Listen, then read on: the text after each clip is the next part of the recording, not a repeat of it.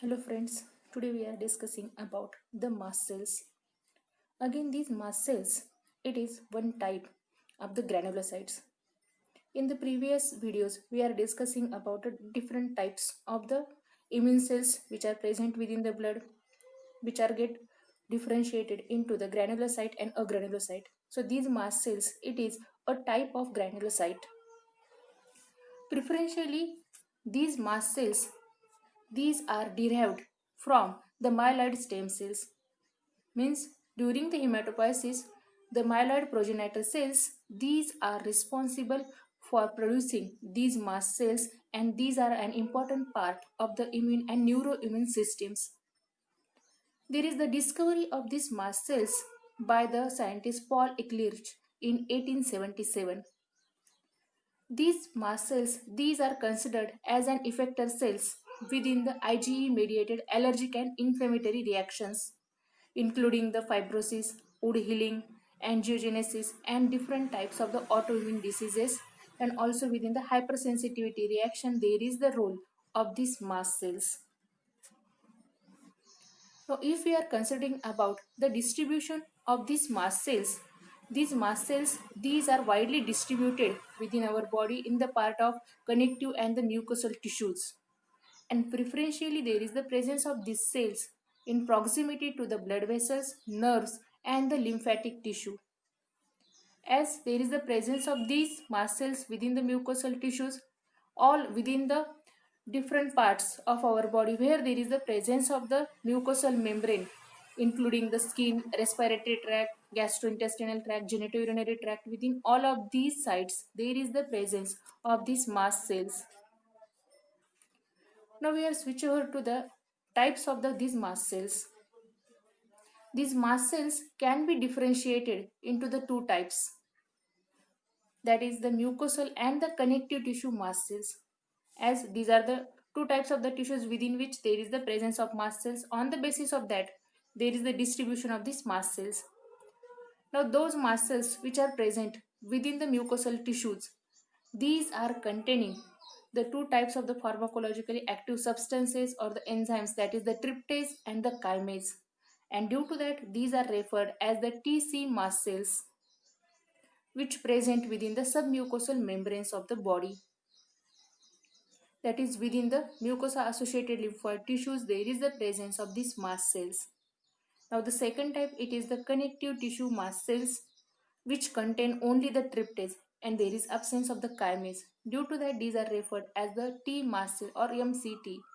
These are responsible for increasing the allergic and parasitic infection.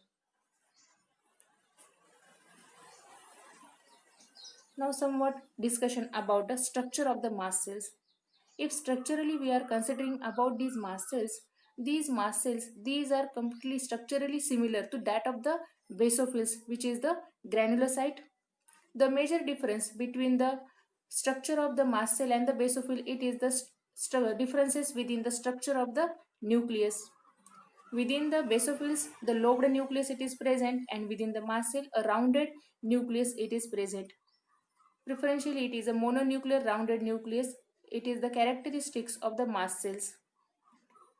Again, the characteristics of the granulocytic cells, that is it is rich within the cytoplasmic granules. The most important cytoplasmic granules that are present within the mast cells, these are including the histamine and heparin, which are acts as an anticoagulant, and these are pharmacologically active substances. And during the development of the inflammatory responses, preferentially there is the release of the histamine from the activated mast cells. Again, these mast cells, these are having the plateleted cell membrane.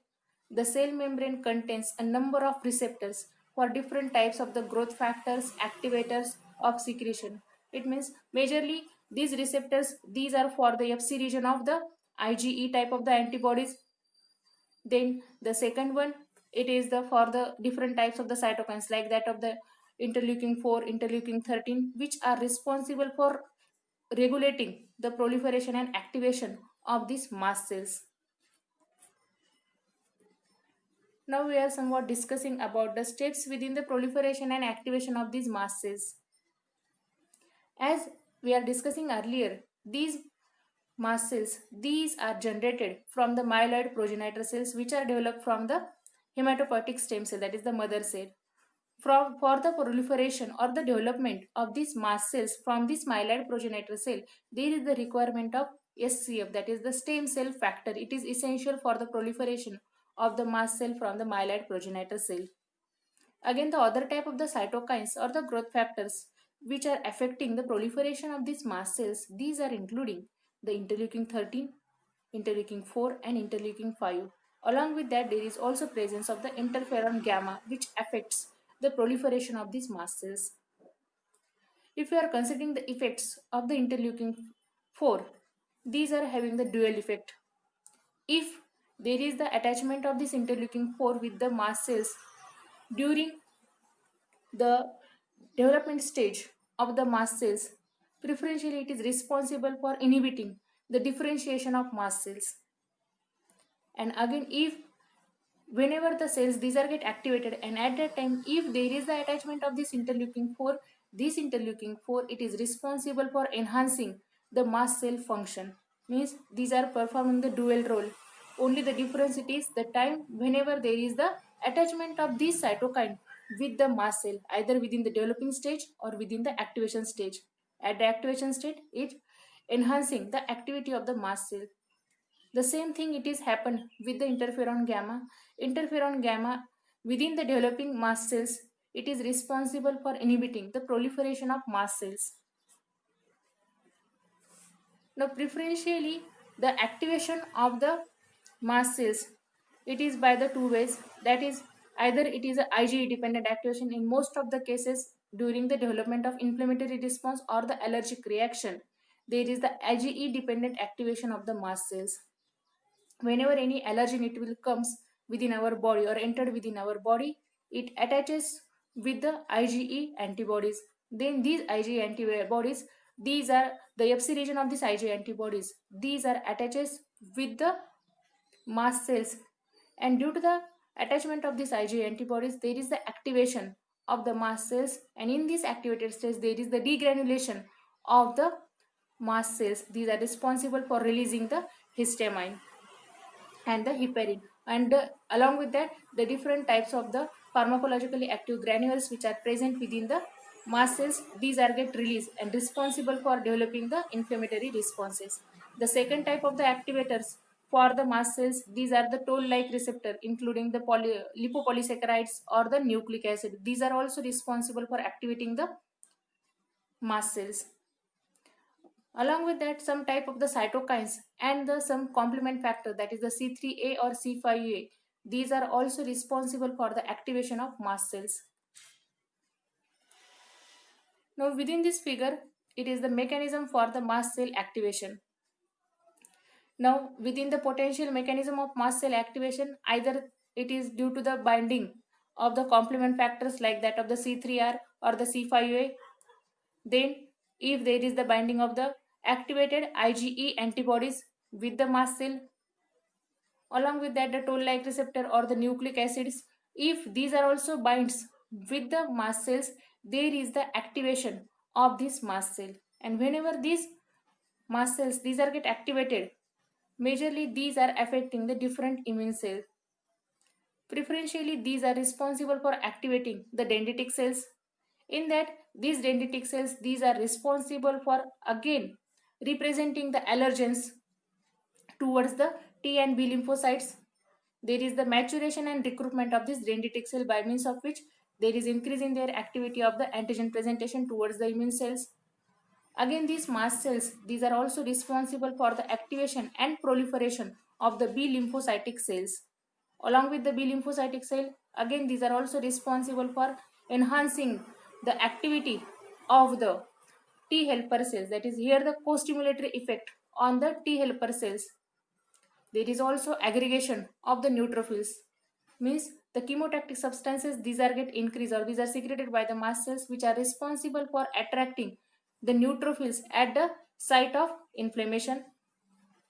And in case of that, as at the high level there is the development of the immune response, these mast cells these are responsible for inhibiting the activity of the T regulatory cells we know that majorly these T regulatory cells, these are responsible for regulating the effects of these immune cells.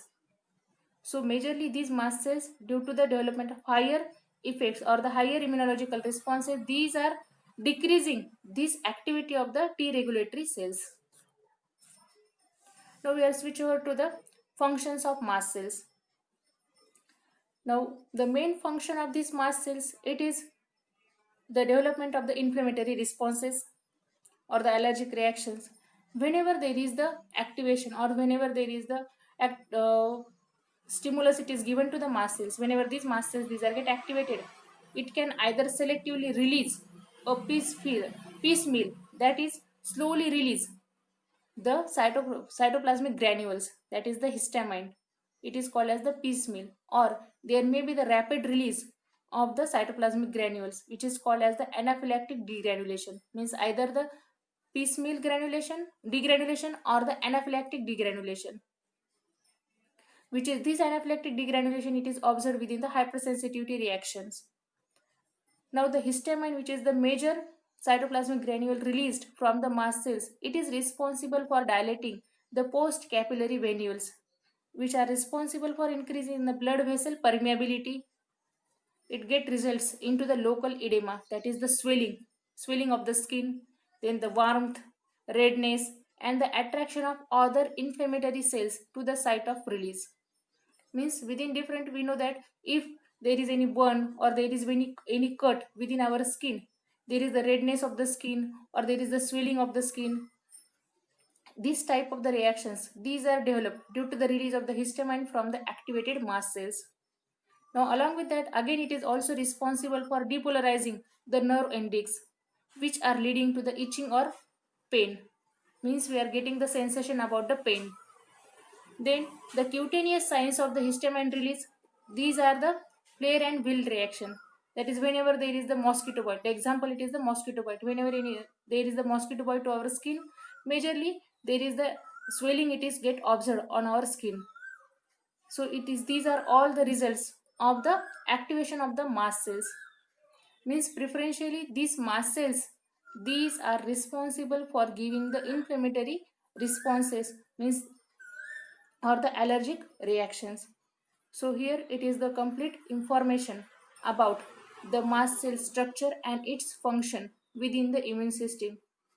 In short, we are taking the all our information about these mast cells.